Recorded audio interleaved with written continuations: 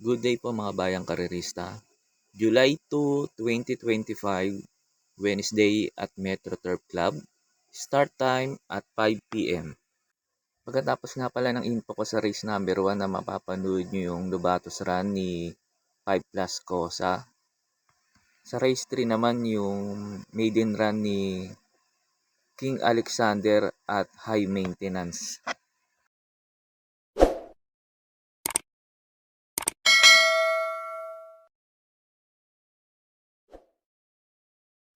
Start na po tayo. Ang primera ko po yung numero 3, Easy Go Lucky. Ito last run ni Easy Go Lucky. Pumanglima kala Exalted. Nagtala ng 1.28 media. Kaya siya ang first choice ko. Second choice ko po yung numero 5, Circus Crowd. Ito wag lang may scratch to. Tingin ko po itong mahigpit na makakalaban ni Easy Go Lucky. Si Circus Crowd. Third choice ko po yung numero 4, Plus 5 Cosa. Ito bagong takbo lang sa Novatos Run. Medyo impresibo rin yung preba niya. 1.16.4. Pumangalawa siya. Pagkatapos nga pala ng info ko rito, mapapanood nyo yung Novatos Run ni 5 Plus Cosa. Racing. Plus 5 Cosa looking for the lead, moving up down on the inside and to grab the lead is Lance in Gray. Round the 3/4 mile pole, it's Lance in Gray, the leader, leads by 2 lengths over Plus 5 Cosa. Towards the last 800, Lance in Gray by a length over Plus 5 Cosa, steady in second. Nearing the fourth turn, it's Lance in Gray by a length and a half. Coming closer now on the outside is Plus 5 Cosa. And around the fourth turn, Lance in Gray by about a length and a half over Plus 5 Cosa. Quarter of a mile to go. It's Lance in Gray still dead in front against Plus 5 Cosa. And at the top of the stretch, Lance in Gray still the leader over Plus 5 Cosa still in second. 100 meters to go. It's Lance in Gray and finally Lance in Gray. Plus 5 Cosa. Sa race number 2 na po tayo. Pampremera ko po yung numero 1, Bumabaga. Ito last run nito, medyo mataas ng kinalaban. Sila California King. Doon siya na line up. Tapos 57 kg pa siya noon. Ngayon 54 kg lang bumaba na. Tingin ko po, malaki po chance nitong manalo rito. Pwede nga solohin to kung sa mga nagtitipid. Itong numero 1, Bumabaga. Second choice ko po yung numero 7, Shine June. Ito, ma-irate lang ng hinete. Tingin ko po, ito makakalaban ni Bumabaga.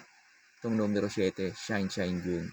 Kaya po sa race number 2, pang primera ko po yung numero 1, Bumabaga. Second choice ko po yung numero 7, Shine June. Sa race number 3 na po tayo. Tingin ko po dito sa race number 3 na to, 2-horse race between King Alexander and High Maintenance. Kaya nga 2-horse race na lang, pipili na lang ako ng isa para makatipid po tayo. Itong numero 2, High Maintenance, ito para sa akin, sosolohin ko na po ito.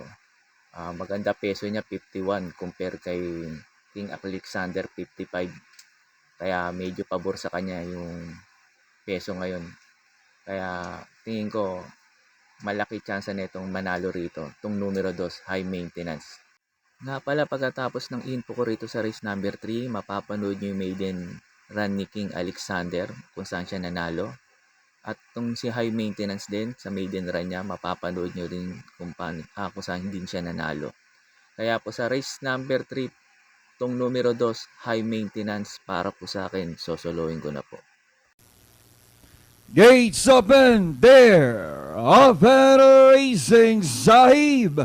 Throws 40 to the inside post. Then moving up now to take second is the favorite King Alexander. Black Widow is down in third. Then moving up now on the outside is Lady Bagred and Soas. Point of pride in between those them is Brewing Point Popoy and Basha racing on the outside there. Then another 6 lengths behind now is number 6 souls. That is Nicole Pride and Cam sing a new song, and Mirror of Justice is racing and behind them past the half-mile pole. It's Sahib is still there in front. Then here's the challenge now to the favorite, and that is King Alexander to grab the lead. Then running in third is Black Widow. Brewing Point coming closer now is Popoy and Basha now to take fifth. And around the fourth turn, the lead now belongs to the favorite King Alexander. Leads now by 3/4 of a length over Sahib. Then steering third is Black Widow, Brewing Point, Popoy, and Basha. And down the stretch they come. It is still King Alexander increasing its margin out to about 2 to 3 lengths. Then position second now is Black Widow, Brewing Point racing on the outside, that on the inside, sing a new song. And hitting the wire, it's all the favorite King Alexander second, Brewing Point, Black Widow, sing a new song, finishing fourth. And they're off.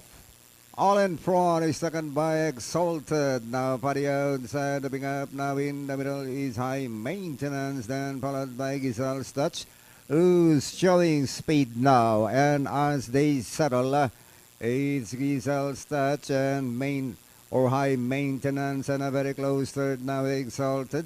4 lengths for the back, Sir Aladdin, then followed by Mystic Judah. Royal Salute is next in line, then followed by Amberdini Eagle.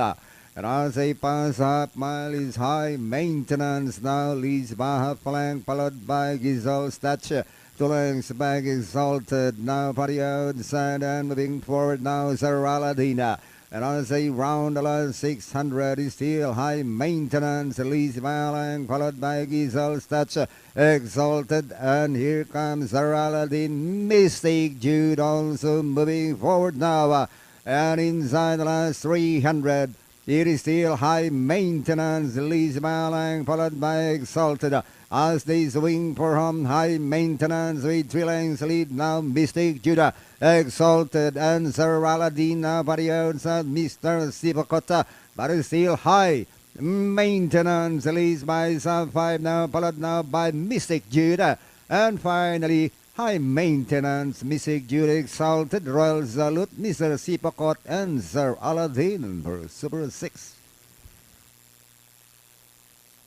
Sa race number 4 na po tayo. Pampremera ko po yung numero 6, Hey Jojo. Ito maganda position niya, last to enter. Tingin ko po makakasabay kaagad to kala part-time lover saka kay Manila de Bay. Aleg na. Second choice ko po yung numero 3, Manila de Bay. Ito naman si Manila de Bay, last run neto, pangalawa sa Bogaw kala Sherbet Fountain. Kaya ginawa ko lang siyang second choice, baka hindi gaano mag-umento itong kabayo na to. Pero kung yung tatakbo niya katulad ng dating takbo niya, tingin ko po malaki rin po chance nitong manalo. Kaya po sa race number 4, pampremera ko po yung numero 6, Hey Jojo. Second choice ko po yung numero 3, Manila de Bay. Sa race number 5 na po tayo. Pampremera ko po yung numero 5, 7 of Diamonds. Ito pwede makinabang sakali maghabulan si Ivan at Malibo Bell sa unahan. Tingin ko po ito pwede makarimate. Itong numero 5, 7 of Diamonds. Second choice ko po yung numero 8, Ivan. Ito sakali naman mauna at hindi habulin ni Malibo Bell. Tingin ko po malaki po chance nito makatapos ng karera. Itong numero 8, Ivan. Third choice ko po yung numero 6, Color Glass. Ito problema lang nito sa lida eh. Pag ito maganda sa lida at nakasabay kagad, tingin ko po malaki rin chance nito makarimate rito. Itong numero 6, Color Glass. Kaya po sa race number 5, pampremera ko po yung numero 5, 7 of Diamonds. Second choice ko po yung numero 8, Di Banderang, si Ivan. Third choice ko po yung numero 6, Color Glass. Sa race number 6 na po tayo. Pampremera ko po yung numero 8, Just Me. Ito, cambio na hinete, binigay na kay Sarate. Tingin ko po mag-uumento tong kabayo na to. Itong numero 8, Jasmine. Tapos maganda pa position niya, last to enter. Tingin ko po makakasabay na kaagad to kala Mr. Manilenial at Kipitaki sakali maghabulan yung dalawa. Papabor pa sa kanya. Second choice ko po yung numero 1, Red Soul. Ito, umentado to ngayon. Baka makatatlong dikit na panalo tong si Red Soul. Kay kinabang din to sakali maghabulan sila sa unahan yung mga mabibilis. Third choice ko po yung numero 2, Rainy Days. Ito, bigyan lang na importansya ng may-ari. At bigla rin itong bumenta. Tingin ko po baka ilaban to ng may-ari. Binibigyan ko rin ng malaking panalo to yung numero 2, Rainy Days. Kaya po sa race number 6, pampremera ko po yung numero 8, Jasmine. Second choice ko po yung numero 1, Red Soul. Third choice ko po yung numero 2, Rainy Days. Sa last race na po tayo. Bago nga po pala ako magbigay ng info ko rito sa last race, makikiusap po ulit sana ako sa inyo na sana po mag-subscribe po kayo sa YouTube channel ko. At pakitap na rin po yung notification bell para updated kayo tuwing mag-upload ako ng mga videos and infos ko. Arnel Racing Tips, maraming salamat po. Sa last race na po tayo, pampremera ko po yung numero 7, Gintong Hari. Ito, binalik na kay JT Pabilik. At tingin ko din po walang gaanong mabilis ngayon. Sa mga nagtitipid nga po, pwedeng nasuluin to si Gintong Hari. Kasi wala akong nakikitang gaanong mabilis ngayon na pwedeng humabol sa kanya. Yun nga lang problema nito, yung peso niya 57 kg, baka indahin. Pero maiksi naman ng karera. Tingin ko po baka makatapos ng karera to, itong numero 7, Gintong Hari. Second choice ko po yung numero 2, Stay Funny. Ito, tingin ko pwedeng humabol sa kanya. Si Stay Funny. Sakali namang indahin nga ni Gintong Hari, ito pwedeng tumalo sa kanya itong numero 2, Stay Funny. Third choice ko po yung numero 1, Full Combat Order. Ito sakali namang maghabulan si Gintong Hari at Stay Funny. Dito papabor kay numero 1, Full Combat Order. Kaya po sa last race, pampremera ko po yung numero 7, Gintong Hari. Second choice ko po yung numero 2, Stay Funny. Third choice ko po yung numero 1, Full Combat Order. Yun lang po, and good luck and happy racing po mga bayang karerista.